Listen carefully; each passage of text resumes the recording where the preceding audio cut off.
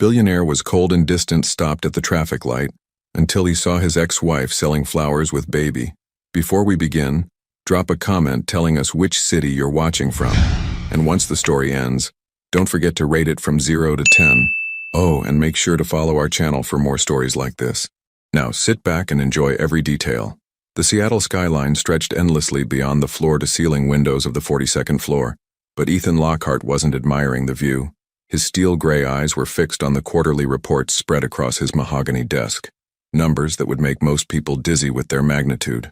At 36, he had built Lockhart Automotive into a billion-dollar empire, each acquisition more ruthless than the last. His assistant knocked and entered without waiting for permission, a privilege earned through 5 years of anticipating his every need. The Henderson deal is ready for your signature, Mr. Lockhart. The lawyers are waiting in conference room A. Ethan's fingers drummed against the desk, a habit he developed during the divorce proceedings 20 months ago. Tell them I'll be there in 10 minutes. His voice carried that familiar edge of authority that made grown men nervous and competitors reconsider their strategies.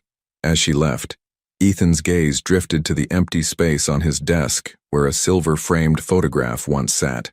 Isla had given it to him on their 2nd anniversary, a candid shot of them laughing at some long-forgotten joke during a weekend getaway to the San Juan Islands. He'd thrown it away the day the divorce papers were finalized, along with every other reminder of their 3-year marriage. The drive to Henderson Industries should have taken 25 minutes in downtown traffic, but Ethan's Tesla moved with the precision of someone who controlled every aspect of his environment. The Henderson acquisition would add another $200 million to his portfolio, a number that once would have thrilled him. Now it felt as routine as his morning coffee. At the intersection of Pine Street and 4th Avenue, the traffic light caught him. Red. Ethan's jaw tightened with impatience as pedestrians crossed in front of his car, their mundane lives playing out in slow motion. A businessman clutching his briefcase, a teenager with headphones, an elderly couple walking hand in hand. Then he saw her. The world seemed to tilt on its axis. There, standing at the corner with a bundle of bright sunflowers in her arms and a baby carrier strapped to her chest, was Isla Bennett. His Isla. Except she wasn't his anymore. Hadn't been for 20 months, 3 weeks and 4 days. His heart hammered against his ribs as he took in every detail. Her honey-colored hair, once professionally styled for corporate events, was now pulled back in a simple ponytail. The designer dresses he'd bought her had been replaced by a faded denim jacket and worn jeans. But it was unmistakably her, the woman who had once shared his bed, his secrets, his life. The baby in the carrier was small, maybe 10 or 11 months old, with a pink knit hat that had slipped slightly to reveal wisps of dark hair that looked remarkably similar to his own. Ethan's hands gripped the steering wheel until his knuckles went white. The traffic light turned green, but he couldn't move. Cars began honking behind him, their impatience cutting through the fog in his mind. A man in the car behind him leaned on his horn, the sound sharp and demanding. Isla looked up at the commotion, her eyes scanning the traffic until they landed on his car. For a moment that stretched like eternity, their gazes locked through the windshield. Her green eyes that had once looked at him with love, then disappointment, then nothing at all, widened with recognition. He watched as a dozen emotions flickered across her face: surprise, fear, anger, and something else he couldn't quite identify. The baby shifted in the carrier, making a small sound that seemed to snap Isla back to reality. Without a word, without a gesture, she turned away and began walking down the sidewalk. More horns blared. The light had been green for almost 30 seconds. Ethan's hands trembled as he fumbled for the gear shift, his eyes never leaving Isla's retreating figure. She moved with purpose, her head high despite the circumstances that had clearly changed her life dramatically. As his car finally rolled forward, one question burned in his mind, refusing to be ignored. Whose baby was sleeping so peacefully against the chest of the woman he'd never stopped loving? Have you ever seen someone from your past when you least expected it, and realized that some chapters of your life might not be as closed as you thought they were? Ethan's hands shook as he pulled into the underground parking garage of his downtown office building, the concrete walls feeling more like a prison than the sanctuary they usually provided. The Henderson meeting had been a disaster. He'd signed the wrong page twice, missed 3 key negotiation points, and left $200 million on the table because his mind was elsewhere. Elsewhere. With Isla. With the baby who had dark hair like his. In the elevator ascending to his penthouse office, Ethan caught his reflection in the polished steel doors. His usually impeccable black suit was wrinkled, his tie askew. The man staring back at him looked haunted. Nothing like the composed billionaire who had built an empire on calculated risks and emotional detachment. His assistant, Miranda, looked up in surprise when he walked past her desk without his usual curt nod. "Mr. Lockhart, the quarterly board meeting is in. Cancel it." The words came out harsher than intended. Cancel everything for the rest of the day. Behind the closed doors of his office, Ethan loosened his tie and moved to the wet bar in the corner. The crystal decanter of 30-year-old Macallan had been a wedding gift from Isla's father, a peace offering after months of disapproval about his daughter marrying that cold businessman. His hands trembled as he poured 2 fingers of the amber liquid. The first sip burned, but it couldn't burn away the memory that was surfacing like a painful wound. Their last real conversation, the one that had shattered everything. "I want us to start trying, Ethan." Isla had been curled up against him in their king-sized bed, her voice soft with hope. "For a baby. We've been married 3 years. We're financially stable and I'm 30. I'm ready." He'd gone rigid beside her, every muscle in his body tensing. "We've talked about this, Isla. It's not the right time. The company is expanding into the European market. I've got the Singapore deal. There will always be another deal." The words had exploded from her with a frustration that had been building for months. "When is it ever going to be the right time for you? When you own every car company in the world? Don't be dramatic." He'd gotten up, putting distance between them as he always did when conversations became too emotional. "Children change everything. They're expensive, demanding, they would interfere with our lifestyle." "Our lifestyle?" Isla had sat up, her green eyes blazing with hurt and disbelief. "You mean your lifestyle? Your 70-hour work weeks, your business trips, your obsession with making more money than we could spend in 10 lifetimes. I'm building something, Isla. I'm securing our future." "What future, Ethan? A future where we're rich and alone? Where we have everything except the one thing that would actually make us happy?" The argument had escalated from there, harsh words thrown like weapons designed to inflict maximum damage. She'd accused him of being emotionally unavailable, of choosing money over love. He'd accused her of being naive, of not understanding the pressures of running a billion-dollar company. The fight had ended with her sleeping in the guest room. Within a week, she'd served him divorce papers. Now, standing in his office with the taste of regret coating his tongue like ash, Ethan realized he'd never asked himself the most important question. What if she'd been pregnant when she left? His phone buzzed with a text from his private investigator, a man he kept on retainer for background checks on business associates and potential security threats. Ethan's fingers hesitated over the keyboard before he typed, "I need you to find someone. Isla Bennett, formerly Isla Lockhart. Last known address was our shared residence on Queen Anne Hill. Urgent." The response came within minutes. On it, "Full report by tomorrow morning." But tomorrow felt like a lifetime away. Ethan set down his glass and walked to the window, his eyes scanning the streets below. Somewhere out there in this maze of buildings and traffic was the woman who had once promised to love him for better or worse. The woman who might be raising his child alone while he sat in his ivory tower, counting money and pretending it filled the void she'd left behind. His reflection in the window looked back at him, and for the first time in 20 months, Ethan saw what Isla had seen. A man so afraid of feeling anything that he'd pushed away the only person who'd ever tried to crack the ice around his heart. The baby's face flashed in his mind. Those dark eyes that looked remarkably familiar, the way she'd been sleeping so peacefully against Isla's chest. If she was his daughter, she was almost a year old. He'd missed her first smile, her first word, her first steps. He'd missed everything that mattered while chasing things that suddenly seemed meaningless. His phone rang, jolting him from his thoughts. Miranda's voice came through the speaker. "Mr. Lockhart, your mother is on line 1. She says it's important." Ethan closed his eyes. His mother had called every month since the divorce, not so subtly hinting that he'd made the biggest mistake of his life. Today, he wasn't sure he had the strength to pretend otherwise. As he reached for the phone, one thought consumed him entirely. If that baby was his, he was already 20 months too late to be the father she deserved. Isla's hands trembled as she fumbled with the key to her studio apartment, the weight of 11-month-old Rosie growing heavier with each passing second. The baby carrier pressed against her chest, and she could feel her daughter's warm breath through the thin fabric of her jacket. The encounter at the traffic light had left her shaken in ways she hadn't expected. The door finally gave way, revealing the cramped but spotlessly clean space she'd called home for the past 20 months. It wasn't much. A Murphy bed that doubled as a couch, a kitchenette with barely enough counter space for a coffee maker, and a corner she'd transformed into Rosie's nursery with soft pink curtains and second-hand furniture she'd painted white. "There we go, sweet girl," Isla whispered, carefully lifting Rosie from the carrier.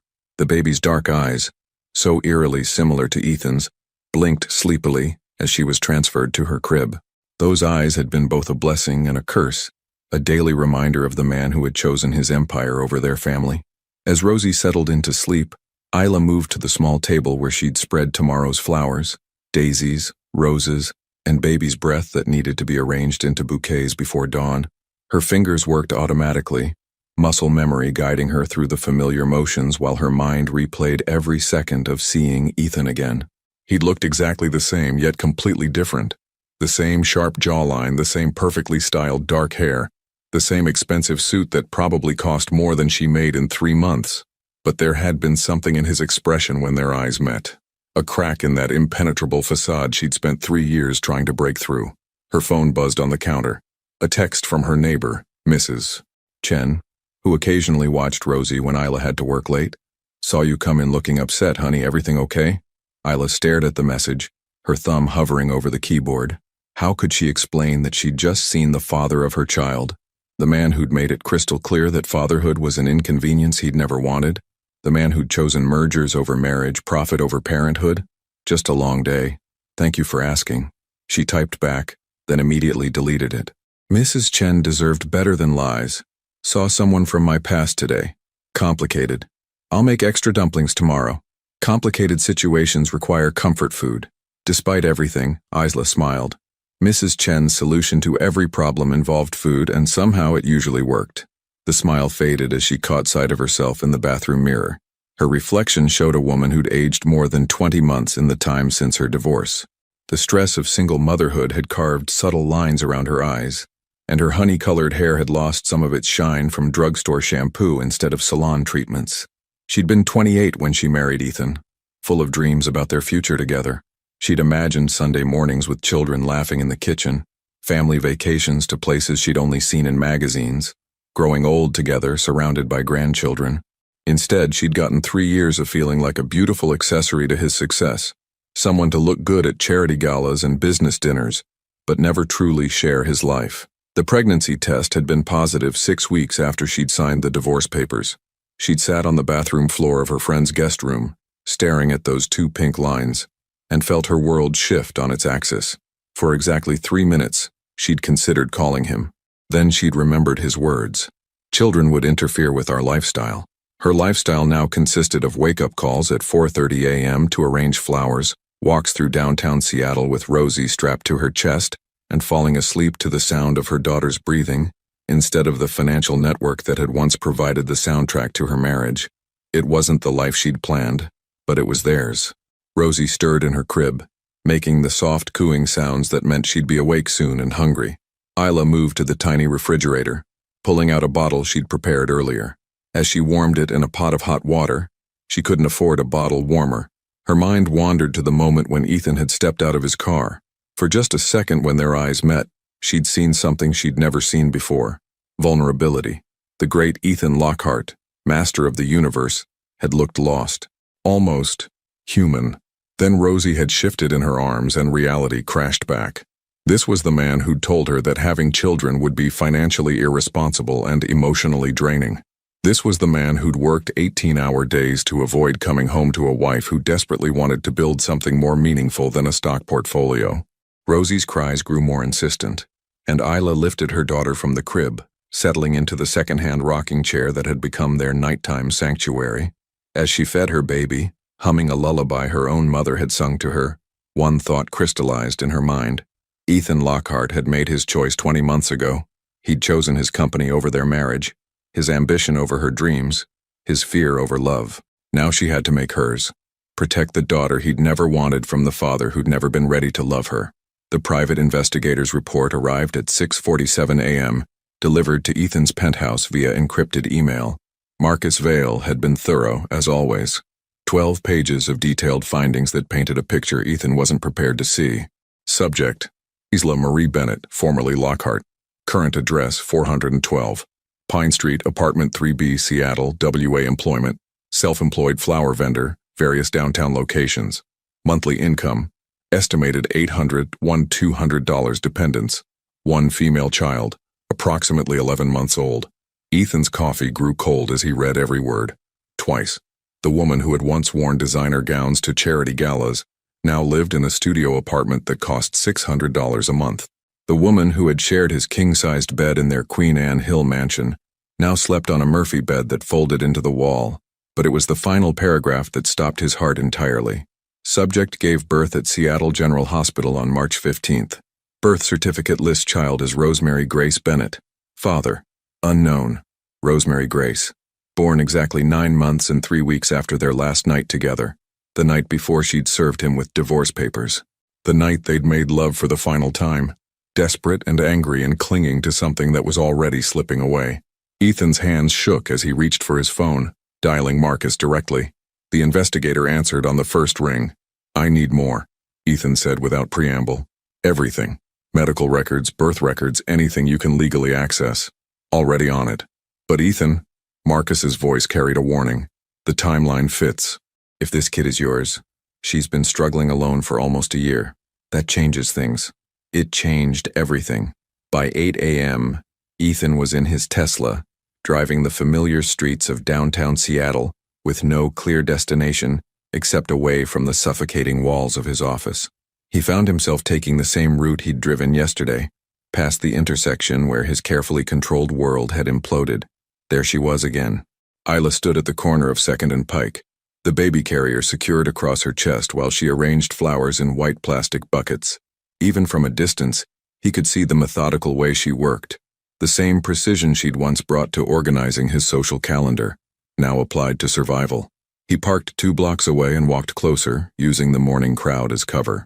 The baby, Rosie, he now knew her name, was awake, her tiny hands reaching for the colorful petals while Isla sorted stems with practiced efficiency. A businessman stopped to buy a bouquet, and Ethan watched Isla's face transform as she smiled, warm and genuine in a way she'd stopped smiling at him during their final months together. Excuse me. The voice belonged to a woman in nurse scrubs, probably coming off the night shift at the nearby hospital. How much for the roses? $15 for a dozen, Isla replied, her voice carrying that same musical quality that had first captivated him at a business conference 5 years ago. They're fresh this morning. The nurse counted out crumpled bills while Rosie babbled something that sounded like mama. Ethan's chest tightened at the sound. His daughter's first word, a word he'd missed, along with everything else that mattered. She's beautiful, the nurse said, gently touching Rosie's hand. How old? 11 months, Isla answered, and there was such fierce pride in her voice that it hit Ethan like a physical blow. She's my whole world. After the nurse left, Isla began rearranging the remaining flowers, humming softly to Rosie. It was a song Ethan recognized, one she used to hum while cooking dinner in their marble kitchen, back when they'd still pretended their marriage could be saved. His phone buzzed.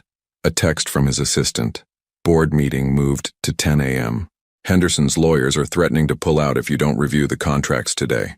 Ethan stared at the message, then at the woman who was now singing softly to the baby girl with his eyes and her smile. 20 months ago, he would have been back in his office within minutes choosing deals over everything else. Today, the very idea made him sick. He typed back, "Handle it. I'm unavailable. All day? Mr. Lockhart, this is a $200 million. I said handle it." He turned off his phone and continued watching from the shadows. A teenage boy with paint-stained fingers bought a single white rose, probably for a girl who had no idea how lucky she was. An elderly man chose daisies, mentioning something about his late wife's grave. Isla listened to each customer like their story mattered, like their $15 purchase was the most important transaction of her day. This was who she'd always been, the woman who remembered birthdays, who sent thank you cards, who asked about his secretary's sick mother, even when he couldn't be bothered to learn the woman's name. He'd been so focused on building his empire that he'd never noticed he was married to a queen. As the morning crowd thinned, Isla began packing up the unsold flowers. Rosie had fallen asleep against her chest, tiny fists curled around the fabric of her mother's worn jacket. Ethan watched them prepare to leave, these two females who shared his DNA but not his name, and felt something crack open inside his chest. He'd spent his entire adult life believing that love was a luxury he couldn't afford, that emotions were weaknesses to be conquered. But standing there, watching his ex-wife struggle with dignity while his daughter slept peacefully in her arms, Ethan finally understood what he'd lost. It wasn't just a marriage. It wasn't just a wife. He'd lost his family. 3 days of surveillance had taught Ethan his ex-wife's routine better than he'd ever known it during their marriage. Isla arrived at Pike Place Market at 6:30 a.m. to buy flowers wholesale, set up at 2nd and Pike by 7:45, worked until 2 p.m., then disappeared into the maze of downtown streets with their daughter. Today, he wasn't content to watch from the shadows. Ethan approached slowly, his heart hammering against his ribs with each step. He'd rehearsed this conversation 100 times, but every prepared speech crumbled as he took in the sight of Rosie babbling happily in her carrier, tiny hands reaching for the morning sunlight filtering through the downtown canopy. Isla noticed him when he was still 10 feet away. Her entire body went rigid, protective instincts kicking in as she instinctively stepped back, putting more distance between him and the baby. Ethan. His name fell from her lips like a curse. Isla. He stopped walking, giving her space, but close enough to see the exhaustion etched in the lines around her eyes. We need to talk. No, we don't. Her voice was steady, but he caught the slight tremor beneath the surface. We said everything we needed to say 20 months ago. Did we? Ethan's gaze dropped to Rosie, who was now staring at him with curious dark eyes that looked exactly like his own in childhood photographs. Because I'm pretty sure there are some important details we left out. Isla's jaw tightened. I don't know what you think you... She's mine. The words came out quieter than he'd intended, but they cut through the morning air like a blade. Rosie, she's my daughter. For a moment, the busy street around them seemed to fade into background noise. Pedestrians walked past, cars honked in the distance, but all Ethan could focus on was the way Isla's face crumpled before she rebuilt those walls he knew so well. You don't get to do this, she whispered, her green eyes blazing with a fury that reminded him why he'd fallen in love with her in the first place. You don't get to show up here and... I hired an investigator. The confession stopped her mid-sentence. I know when she was born. I know the timeline. I know you were alone at Seattle General when you had her. Isla's face went pale. You investigated me? I had to know. Ethan took a step closer, noting how she immediately tensed. Isla, if she's mine... If... The word exploded from her lips with such venom that several passers-by turned to stare. Rosie startled at her mother's raised voice, letting out a small whimper that made Isla immediately soften her tone. If she's yours? Look at her, Ethan. Really look at her. He did. Dark hair that curled slightly at the ends, just like his had as a child. A stubborn set to her jaw that he recognized from his own reflection. The way she gripped things with her left hand. The same preference he'd had since birth. But it was her eyes that sealed it.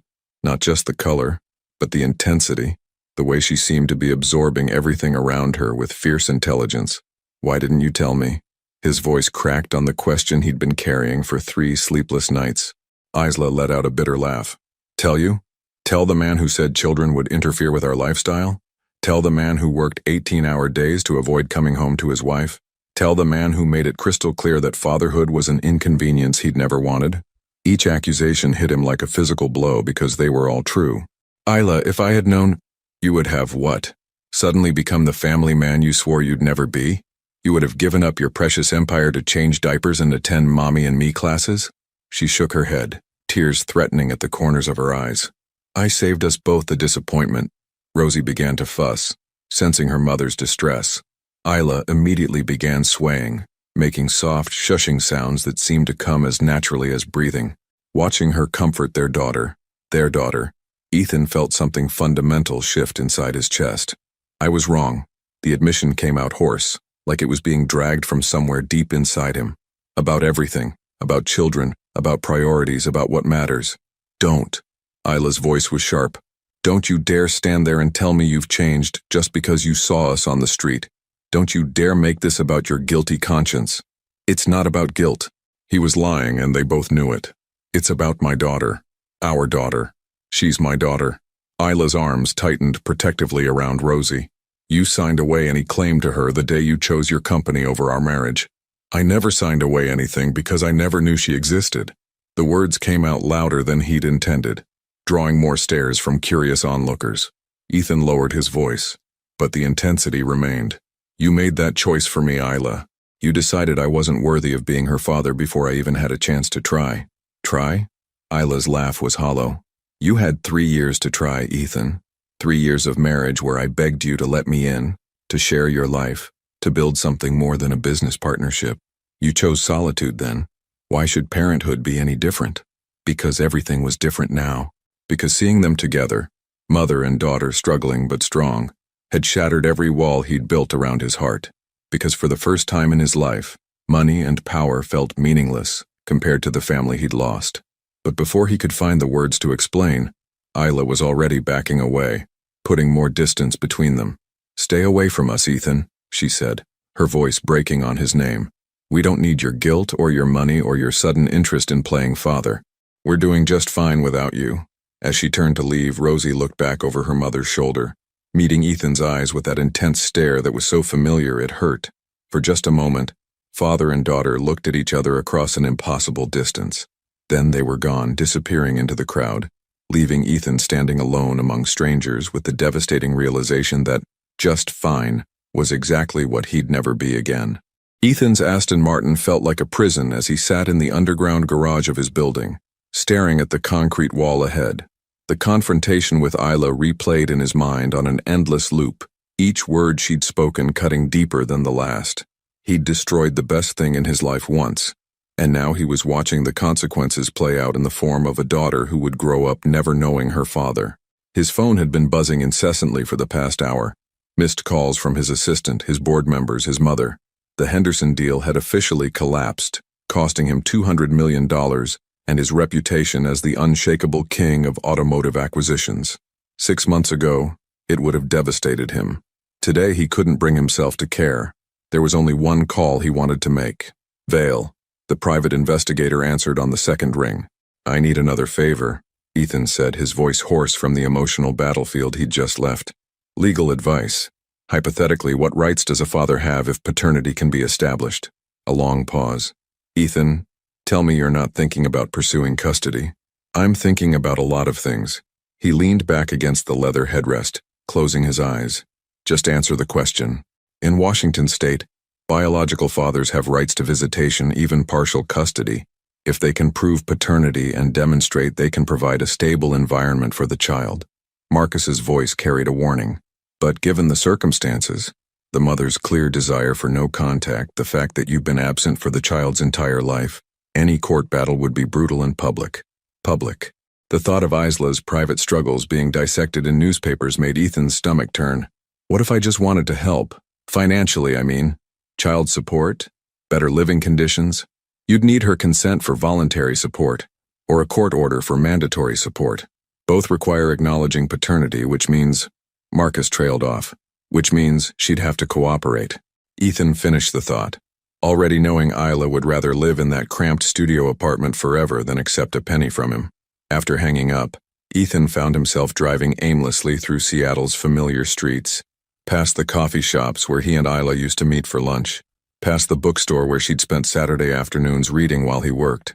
Every corner held a memory of the woman who had tried so desperately to break through his emotional walls, only to give up and build walls of her own. His phone rang again. This time, he answered. Ethan James Lockhart. His mother's voice carried that particular tone she'd perfected during his childhood. Equal parts disappointment and determination. Miranda told me you've been unreachable for 3 days. The Seattle Times is reporting that Henderson Industries is reconsidering their acquisition terms because you've gone AWOL. Hello, Mother.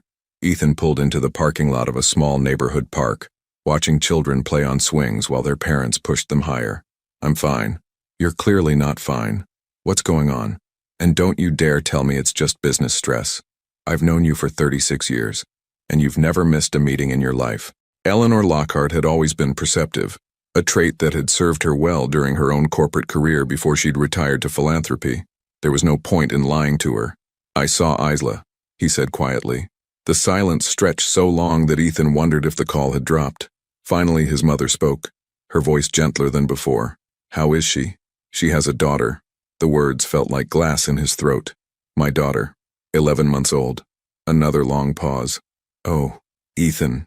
She was pregnant when she left me, Mom. Pregnant and alone, and I never knew. He watched a father push his toddler on a swing, the little girl shrieking with delight as she soared higher. I have a daughter, and she doesn't even know my name. What are you going to do? It was the question that had been haunting him for 3 sleepless nights. What could he do? Isla had made her feelings crystal clear. She wanted nothing to do with him. But somewhere in this city was a little girl with his eyes and his stubbornness, growing up believing her father had abandoned her before she was even born. I don't know, he admitted. She hates me, Mom, and maybe she has every right to. Ethan. His mother's voice took on that firm tone he remembered from his teenage years. You made mistakes in your marriage. Serious ones. But that doesn't mean you can't try to make amends now. She won't let me near them. Then you'll have to prove you've changed. Not with words, Isla's too smart for that, but with actions. Consistent, patient actions that show her the man you've become. What if I haven't become anything? The question came out more vulnerable than he'd intended. What if I'm still the same selfish bastard who chose profits over his pregnant wife? Are you? His mother's question was direct, challenging, because the Ethan I raised would have already figured out how to help them, even if it meant swallowing his pride and working in the shadows. After the call ended, Ethan sat in his car as darkness fell around the park. Families were heading home, fathers carrying tired children to minivans, mothers gathering forgotten toys and empty juice boxes. Normal families, doing normal things, taking for granted the everyday miracles he'd never thought he wanted. His phone buzzed with a text from an unknown number. For a wild moment his heart raced, thinking it might be Isla. Instead, it was from Marcus. Thought you should know. Property records show Isla's lease is up for renewal next month. Landlord's been raising rents in that building. Might be relevant. Ethan stared at the message, pieces of a plan beginning to form in his mind. If Isla wouldn't let him help directly, perhaps there were other ways.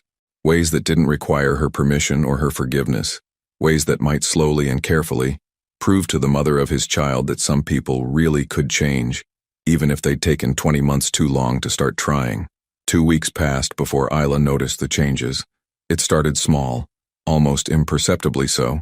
The wholesale flower vendor at Pike Place Market began giving her better deals, claiming he was overstocked and needed to move inventory quickly. The elderly Korean woman who sold coffee from a cart near her usual corner started refusing payment, insisting that pretty mother with baby deserved free coffee. Even Mrs. Chen from next door had mysteriously received an anonymous grocery delivery that she'd insisted on sharing. Isla wasn't naive.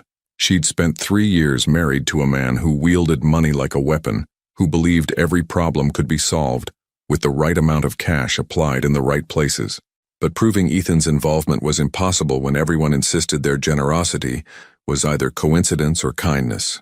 The breaking point came on a rainy Thursday morning when her landlord, Mr. Patterson, knocked on her door with an expression she'd never seen before, something almost resembling embarrassment.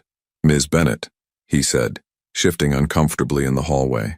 "I need to discuss your lease renewal." Isla's stomach dropped. She'd been dreading this conversation for weeks, knowing her rent was about to increase beyond what she could afford. "Mr. Patterson, if this is about the rent increase, I can try to." "Actually, there's been a change." He handed her an official-looking document. "The building's been purchased by a property management company. They're implementing a new affordable housing initiative. Your rent is being reduced to $400 a month, with a 2-year guaranteed lease." Isla stared at the papers, her hands beginning to tremble. "I'm sorry, what? Lockhart Property Management?" He read from his own copy.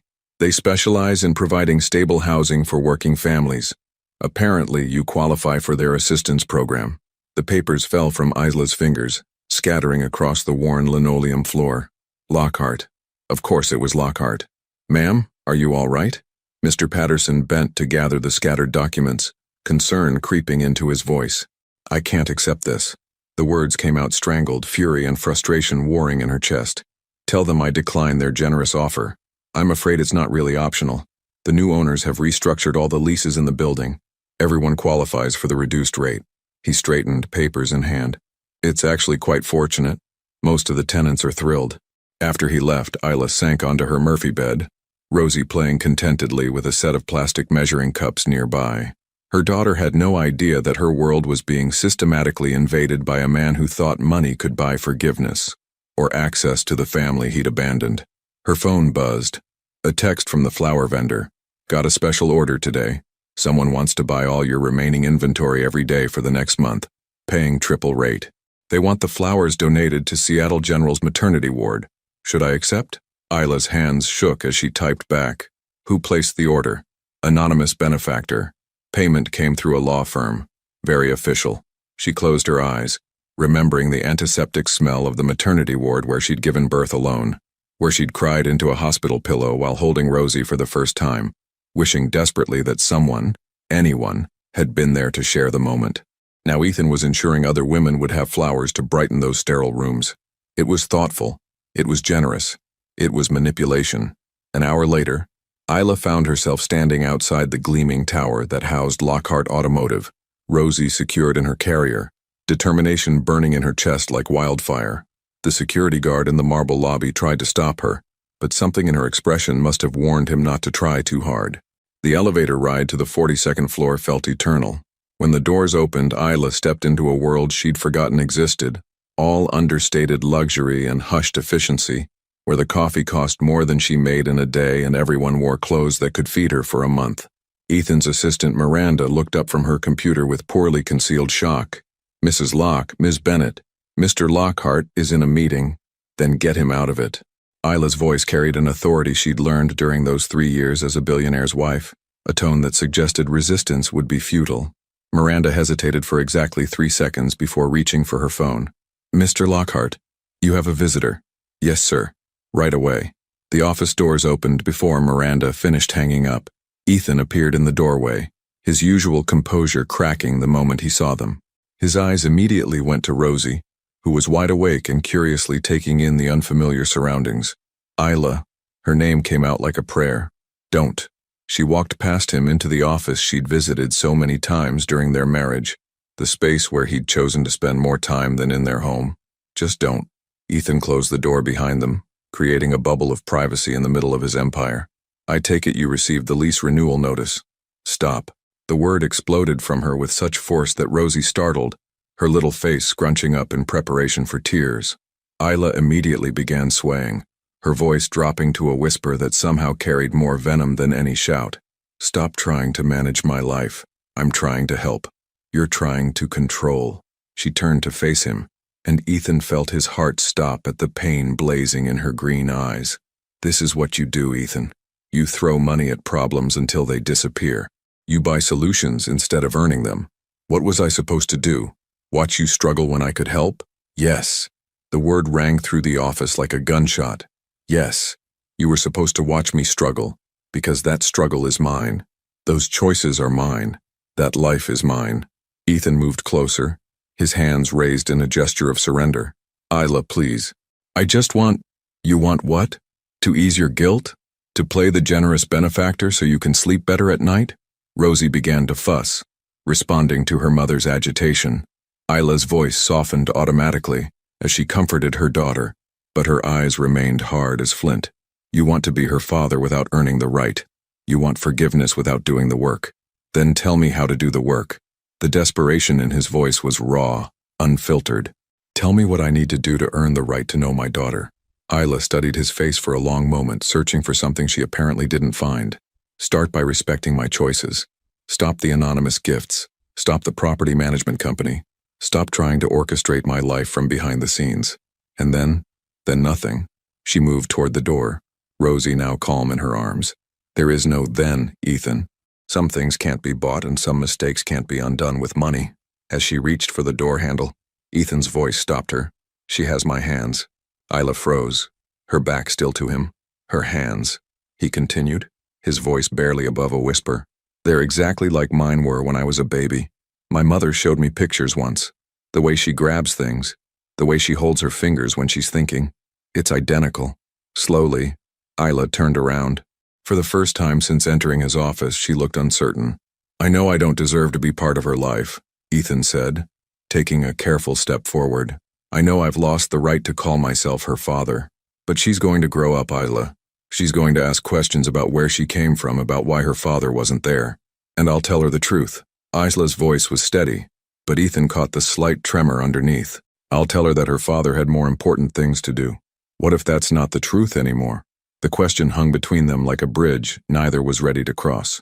Rosie chose that moment to reach toward Ethan, her small hand opening and closing in the universal baby gesture for pick-me-up. It lasted only a second before she turned back to her mother, but it was enough to shatter something in both their faces. "Stop the property management company," Isla whispered, her voice breaking. "Stop all of it. If you want to prove you've changed, prove it by respecting the word no." This time, when she left, Ethan didn't try to stop her, but as the elevator doors closed on the two most important people in his world, he realized that learning to respect no might be the hardest lesson he'd ever had to master. 3 weeks of silence stretched between them like an unbridgeable chasm.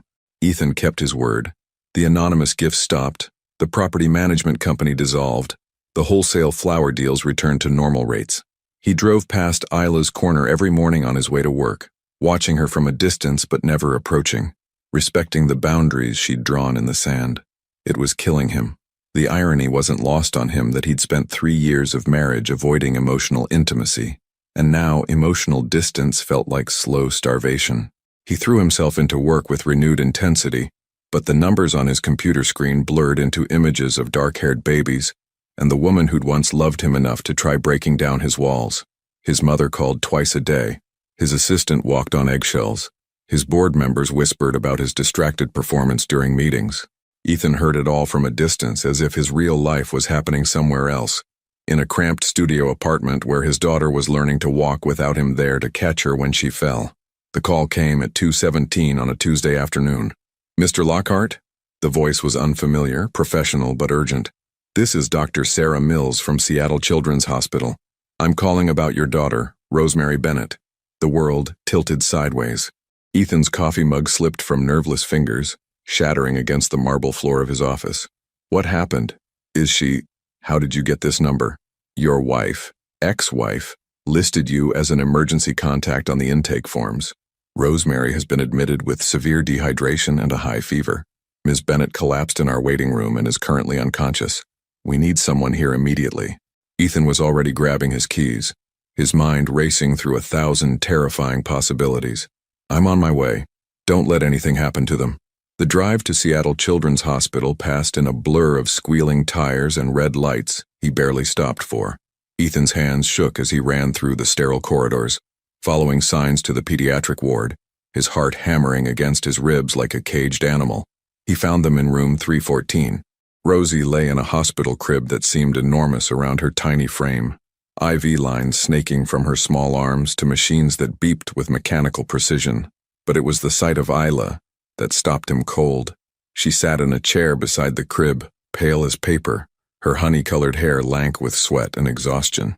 Dark circles shadowed her eyes, and her clothes hung loose on a frame that had grown too thin. She looked up when he entered, and he saw no anger in her expression, only bone-deep weariness and fear. "She won't stop crying for you," Isla whispered, her voice hoarse. "The nurses say she keeps reaching toward the door like she's waiting for someone." Ethan approached slowly, as if sudden movements might shatter the fragile peace between them. Rosie's eyes tracked his movement, and when she saw him, she let out a weak cry that sounded remarkably like, "Dada." "How long has she been sick?"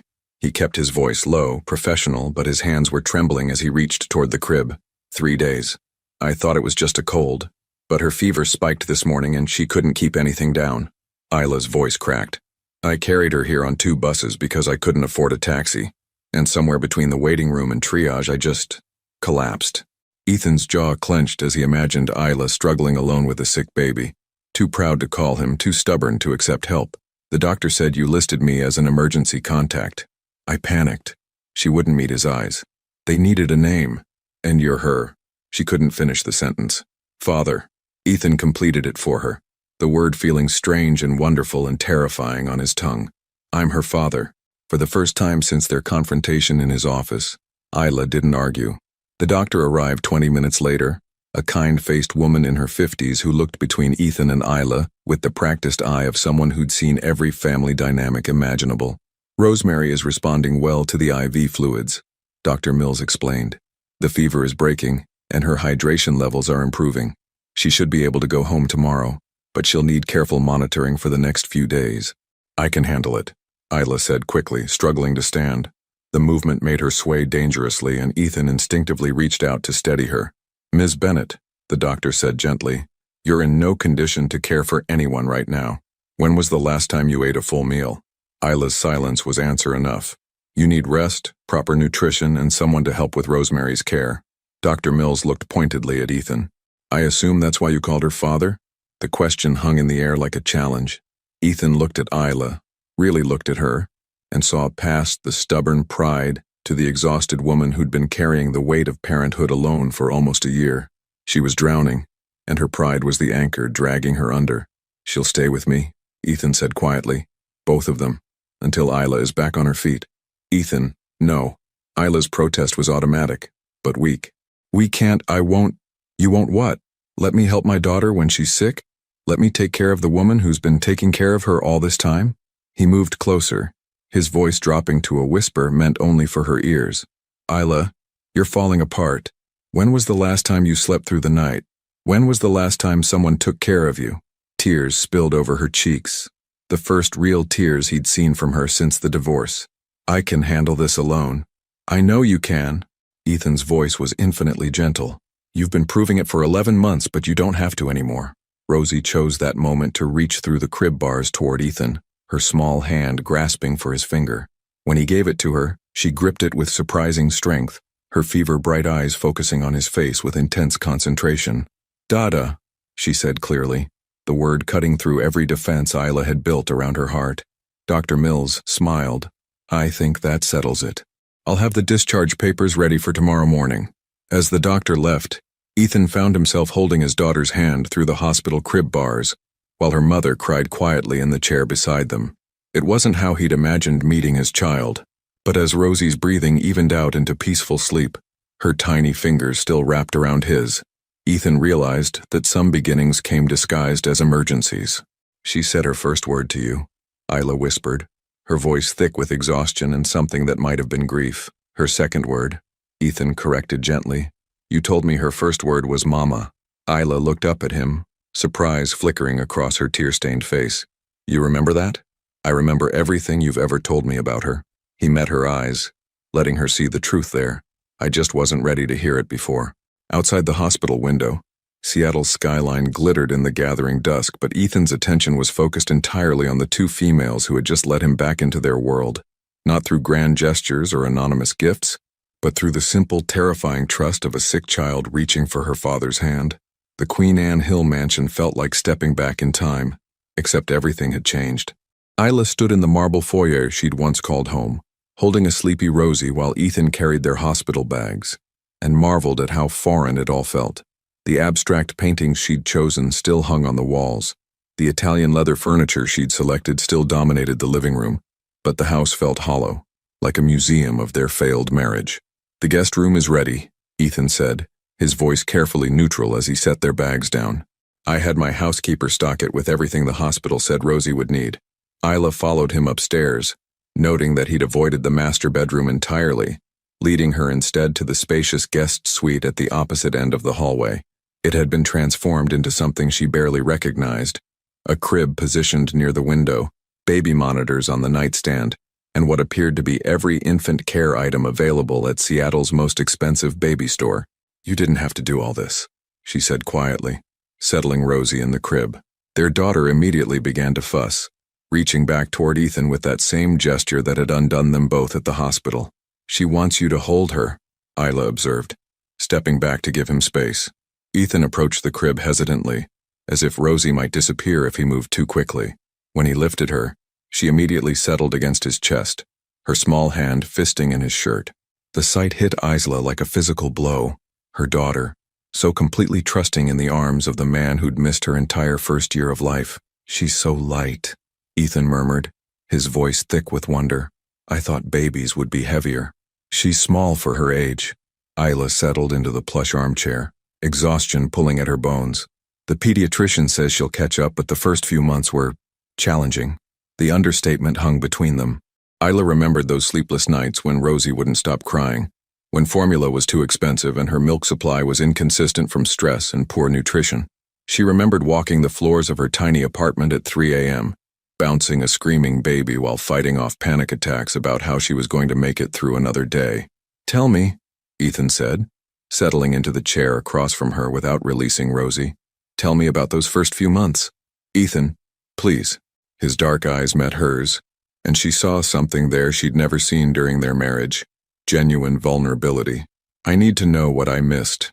I need to understand what you went through alone." So she told him. About the labor that lasted 18 hours with no one to hold her hand or tell her she was strong enough to get through it. About bringing Rosie home to an apartment that felt too quiet and too overwhelming all at once. About the night she'd called the pediatric nurse hotline at 2 a.m. because she was convinced something was wrong when Rosie wouldn't stop crying, only to learn that sometimes babies just cried. "I kept a journal," she found herself admitting. Pictures, milestones, funny things she did. I told myself it was for her so she'd know about her first year, but really, I think I was keeping it for you. Ethan's breathing hitched. "Where is it?" "In my apartment, hidden in the closet." Isla watched as he swayed gently, Rosie's eyes growing heavy in his arms. "I thought maybe someday if you ever wanted to know her you'd want to see what you missed." "I want to see it." The words came out hoarse. "All of it. Every photo, every milestone, every moment I should have been there for." They fell into silence, the weight of lost time settling around them like dust.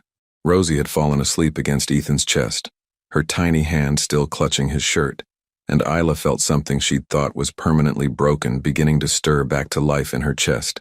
"She looks like you when she sleeps," Isla said softly. "Peaceful, like nothing in the world could touch her. She has your chin." Ethan's voice was barely above a whisper, as if speaking too loudly might wake their daughter. "And your stubbornness. The nurse said she refused to take the medicine until they brought you back to consciousness." The mention of her collapse brought reality crashing back.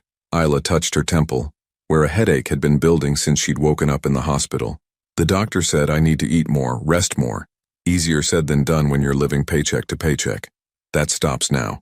Ethan's voice carried a note of finality that reminded her why he'd become a billionaire before his 35th birthday. "You don't go back to that apartment. You don't go back to selling flowers on street corners. You focus on getting healthy, and you let me take care of both of you." "Ethan, we can't." "Why not?" He stood carefully, moving toward the crib to put Rosie down. "Give me one good reason why the mother of my child should be struggling to afford groceries while I have more money than I could spend in 10 lifetimes. Because money doesn't fix everything." The words exploded from her with more force than she'd intended. Rosie stirred in the crib, and both parents immediately froze, waiting to see if she'd wake up. When their daughter settled back into sleep, Isla continued in a whisper. "Money doesn't fix the fact that you chose your company over our marriage. It doesn't fix the fact that you made me feel like wanting children was selfish and demanding. It doesn't fix the fact that you let me walk away without fighting for us." "You're right." Ethan's admission surprised them both. "Money doesn't fix any of that. But maybe time can. Maybe proving that I've learned from those mistakes can." "People don't change, Ethan." "Not really." "Then explain this." He gestured around the transformed room. "Explain why I canceled 5 board meetings to sit in a hospital room. Explain why I haven't thought about a single business deal since the moment I saw you again. Guilt, not guilt." He moved closer, his voice dropping to that intimate tone she remembered from their early dating days. "Love. I never stopped loving you, Isla. I just convinced myself that love was a luxury I couldn't afford. I was wrong about that too." The confession hung between them like a bridge she wasn't sure she was ready to cross. Outside the window, Seattle's lights twinkled in the distance, and Isla could hear the familiar sound of rain beginning to fall against the glass. "I kept our wedding album," she whispered. The admission pulled from somewhere deep inside her. "Even after everything, even when I hated you, I couldn't throw it away." Ethan's breath caught. "Isla, I'm not saying I forgive you." Her voice was firm despite the tears threatening at the corners of her eyes. "I'm not saying this changes anything between us. But for Rosie's sake, I'll stay until I'm back on my feet and she's fully recovered." And then, Isla looked at their daughter sleeping peacefully in the crib that should have been hers from the beginning, then back at the man who'd broken her heart so thoroughly she'd thought it would never heal. "Then we figure out how to be parents together, even if we can't be anything else." It wasn't forgiveness. It wasn't a second chance. But as Ethan's eyes closed in what looked like relief, Isla realized it might be something even more important. It was hope. 6 days in the Queen Anne mansion had created a routine that felt dangerously close to normal. Ethan worked from his home office while Isla recovered her strength, emerging every few hours to check on Rosie or bring Isla meals that his housekeeper prepared. They moved around each other with careful politeness, co-parenting in shifts like diplomats from warring nations who'd declared a temporary ceasefire. It was working too well, and that terrified Isla more than their previous animosity had. On Thursday morning, while Ethan was in a video conference and Rosie napped peacefully in her crib, Isla found herself in his study. The journal lay open on his desk, the one she'd retrieved from her apartment the day before, filled with a year's worth of moments he'd missed. Photos of Rosie's first smile, notes about her sleep patterns, pressed flowers from the day they'd spent in Volunteer Park when spring arrived. She took her first steps 2 weeks ago, Isla said softly, not turning around when she heard him enter. Ethan approached slowly, stopping just behind her chair. Where? Mrs. Chen's apartment. She let go of the coffee table and walked 3 steps to reach a cookie. Isla turned the page, revealing a blurry photo she'd managed to capture on her phone. She looked so proud of herself. I should have been there. His voice was thick with regret. Yes, you should have. Isla closed the journal and finally faced him. But you weren't, and we survived without you. We were happy, Ethan. Not the kind of happiness that comes from having everything you want, but the kind that comes from appreciating what you have. Ethan sat heavily in the chair across from his desk, looking older than his 36 years. What are you trying to tell me? I'm trying to tell you that we don't need your guilt or your mansion or your money to be a family. Isla stood, moving to the window that overlooked the manicured gardens she'd once planned to fill with children's laughter. Rosie and I, we're already complete. Then why does it feel like something's missing every time I look at the two of you together? The question hit her like a physical blow. Isla pressed her forehead against the cool glass, watching the morning mist roll off Elliott Bay. Because you want to rewrite history. You want to pretend that the last 20 months didn't happen? That you can just step into our lives and suddenly become the father and husband you never were? That's not what I want. Ethan's voice was closer now, though she hadn't heard him move. I want to earn my place in her life, in your life. I want to prove that I've learned from my mistakes. And then what? Isla spun around, and he was closer than she'd expected, close enough that she could see the flecks of gold in his dark eyes. What happens when the novelty wears off? When being a father becomes inconvenient? When your board members start pressuring you to choose between your family and your empire again? That won't happen. You can't promise that. Her voice broke on the words. You can't promise that you won't hurt us again. And I can't risk letting Rosie fall in love with a father who might disappear the moment things get difficult. They stood there in the morning light, 20 months of pain and love and regret swirling between them like a storm neither knew how to navigate. Through the baby monitor on his desk, they could hear Rosie beginning to stir, making the soft sounds that meant she'd be fully awake soon. I sold it, Ethan said suddenly. Isla blinked. Sold what? Lockhart Automotive, the whole company. I signed the papers yesterday. His voice was steady, but she could see his hands trembling slightly. Garrett Industries made an offer 6 months ago that I rejected because I couldn't imagine my life without the company. Yesterday, I couldn't imagine my life without you and Rosie Moore. The words hit her like ice water. Ethan, you can't. That company is your life's work. No. He stepped closer, his voice gaining strength. You were my life's work. You and Rosie. I was just too blind and too terrified to see it. You're going to regret this. Isla shook her head, panic rising in her chest. In 6 months or a year, you're going to wake up and realize you gave up everything for a woman who can't even forgive you, and a daughter who barely knows you. You want to know what I'll regret? Ethan's voice rose. Months of suppressed emotion finally breaking free. I'll regret not being there when you found out you were pregnant. I'll regret not holding your hand during labor.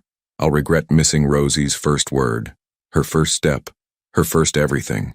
I'll regret every night you spent alone wondering if you were strong enough to be a single mother. Tears were streaming down Isla's face now. 20 months of held-back grief and exhaustion, and desperate love finally breaking through her carefully constructed walls. But you know what I won't regret? Ethan continued, his own eyes bright with unshed tears. I won't regret choosing my family over profit margins. I won't regret putting my daughter's future over stock options. I won't regret fighting for the woman I love instead of hiding behind conference room tables and quarterly reports. Through the monitor, Rosie's babbling grew more insistent. In a few minutes, she'd be crying for attention, and this moment, whatever this moment was becoming, would be interrupted by the reality of parenthood. I'm scared, Isla whispered, the admission torn from her deepest fears. I'm scared to believe you. I'm scared to let Rosie love you, and then lose you again. I'm scared that I'm not strong enough to survive if you change your mind. Then don't. Ethan reached for her hands, and this time she didn't pull away. Don't be strong. Don't carry everything alone. Let me share the weight. Let me prove that some people really can change when they have something worth changing for. Rosie's cries echoed through the monitor, urgent now, demanding attention from her parents. But neither of them moved, caught in a moment that felt like standing at the edge of a cliff deciding whether to jump or step back onto solid ground. If I say yes, Isla said slowly, if I give us another chance, this isn't about the money or the house or trying to recreate what we had before. This is about building something new, something real. I know. And if you ever make me feel like loving you is a burden again, if you ever make Rosie feel like she's competing with your ambition for your attention, I will take her and disappear so completely that all your money and all your investigators will never find us. The threat should have intimidated him. Instead, Ethan smiled, the first real smile she'd seen from him since their reunion, and lifted her hands to his lips. Deal, he whispered against her fingers. But Isla, you won't need to disappear, because I'm never letting either of you go again. Rosie's cries reached a crescendo, and finally, together, they went to comfort their daughter. Not as ex-spouses sharing custody, not as reluctant co-parents, but as something they'd never been before. A family choosing each other one day at a time. 2 years later, the morning sunlight streamed through the kitchen windows of their Ballard home. Not the Queen Anne mansion that had felt like a museum, but a warm, lived-in house with finger smudges on the glass doors and crayon marks on the lower walls. Isla stood at the counter, watching through the window as Ethan pushed 3-year-old Rosie on the tire swing he'd hung from the old oak tree in their backyard. "Higher, Daddy, higher!" Rosie's delighted squeals carried through the open window, and Isla smiled as she watched her husband again, as of 6 months ago, pretend to struggle with the rope. "I don't know, sweetheart," Ethan called back, his voice filled with exaggerated concern. "Any higher and you might fly away like a bird." "I want to fly," Rosie giggled, her dark curls streaming behind her like ribbons. "Catch me if I fly, Daddy. Always," Ethan promised, and Isla's heart clenched at the absolute certainty in his voice. The past 2 years hadn't been a fairy tale.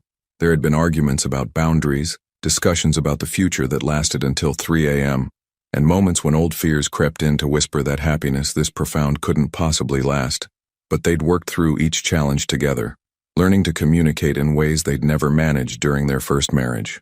Ethan had used the money from selling Lockhart Automotive to start a foundation focused on single-parent support, housing assistance, childcare funding, and job training programs. He worked from their home office 3 days a week and spent the other 2 at the foundation, but he'd never missed a bedtime story or a scraped knee that needed kissing better. The front door opened, and Mrs. Chen shuffled in carrying a container of what were undoubtedly homemade dumplings. At 78, she'd appointed herself honorary grandmother to Rosie and had a standing invitation to Sunday dinner that she'd never missed. "That child gets more spoiled every week," Mrs. Chen said fondly, watching through the window as Ethan now lay on the grass while Rosie used his back as a launching pad for somersaults. "She's got him wrapped around her little finger," Isla agreed, though her tone carried nothing but affection. "And you? Still happy with your choice?" It was a question Mrs. Chen asked every few months, not from doubt, but from the protective instincts of someone who'd watched Isla struggle through those early months of single motherhood. Isla considered it seriously, as she always did. "Ask me tomorrow," she said, using the answer that had become their ritual. Mrs. Chen nodded approvingly. "Smart girl. Happiness isn't something you achieve once and keep forever. It's something you choose day by day."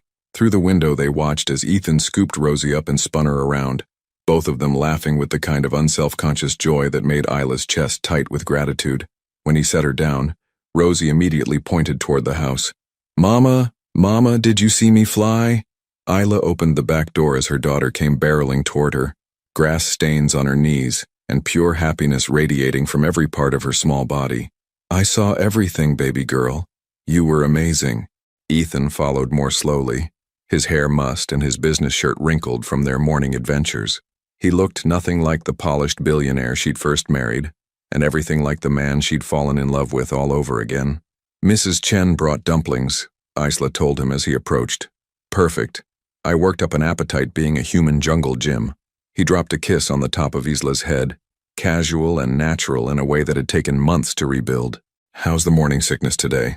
Isla placed a protective hand over her still flat stomach where their second child, a son, according to last week's ultrasound, was growing steadily. "Better. I think Junior approves of Mrs. Chen's cooking." Junior? Rosie looked up from where she was collecting dandelions near the porch steps. Who's Junior? Ethan and Isla exchanged a look, having discussed how to tell their daughter about the pregnancy, but never quite finding the right moment. Apparently, the right moment was now, in the middle of their backyard on a Sunday morning, surrounded by the ordinary magic of their everyday life. Come here, sweetheart, Isla said, settling onto the porch steps and pulling Rosie onto her lap. Mommy and Daddy have something exciting to tell you. As they explained about the baby brother who would arrive in 6 months, Isla caught Ethan's eye over their daughter's head. He was watching them with an expression she'd grown to treasure. Complete present moment awareness, as if this conversation with their 3-year-old was the most important meeting of his life. Will he like tire swings? Rosie asked seriously. Probably, Ethan said, settling beside them on the steps. But he'll have to wait until he's bigger. Babies are very small when they're first born. Smaller than me? Much smaller. Rosie considered this gravely. Then I'll help take care of him, like Daddy takes care of me. Exactly like that, Isla whispered, her throat tight with emotion. Later that evening, after Mrs. Chen had gone home with promises to bring soup for Isla's pregnancy symptoms, after Rosie had been tucked into bed with 3 stories and a dozen kisses, Ethan and Isla sat on their front porch swing, watching the Seattle skyline twinkle in the distance. Do you ever miss it? Isla asked quietly. The company, the deals, the rush of closing a billion-dollar acquisition? Ethan was quiet for so long that she wondered if he'd fallen asleep. When he finally spoke, his voice was thoughtful, contemplative. I miss the simplicity of it sometimes, he admitted, when success could be measured in numbers and problems could be solved with money. But I don't miss feeling empty at the end of every day, no matter how successful that day had been.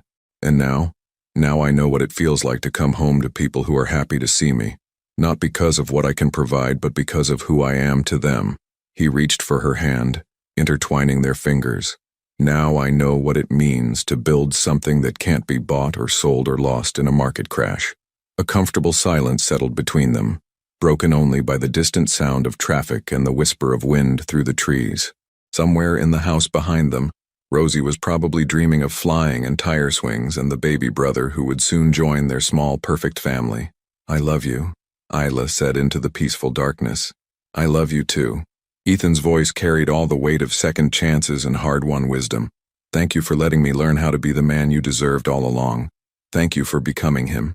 As they sat together on the porch of their imperfect, beautiful life, Isla realized that Mrs. Chen had been right.